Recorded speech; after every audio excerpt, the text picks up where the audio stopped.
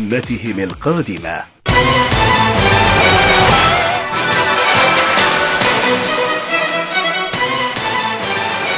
أهلا بحضراتكم من جديد.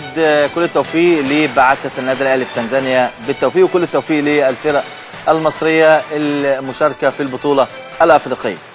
والأخبارنا الحصرية: الأهلي ينهي ثاني وأهم صفقات الموسم الجديد.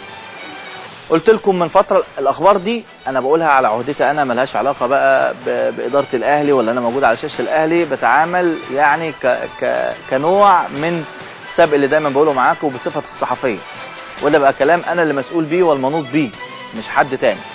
خليني أقول لكم إن النادي الأهلي قلت لكم قبل كده إن في صفقة النادي الأهلي حسمها، صفقة وسط ملعب ديفندر، ودي صفقة كانت مهمة جدا. وقلت لكم لنادي مش جماهيري أول خط الصعيد، وهنقول عليها بعدين. لكن الصفقة دي هي هتكون صفقة الحديث الموسم الجاي، صفقة الحديث للموسم اللي جاي. لاعب مميز جدا، مميز جدا، هيعمل يعني صفقته للنادي الاهلي الموسم الجاي ان شاء الله هتعمل حاله كبيره.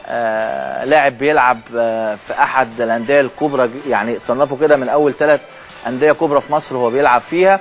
بيلعب مع الخمسه اللي ورا، بيلعب مع الخمسه اللي ورا، ما بين بقى الحارس للاربعه اللي موجودين في خط الظهر، بيلعب مع الخمسه اللي ورا. وكان موجود في معسكر المنتخب الاخير بنيجيريا، وصفقه هتكون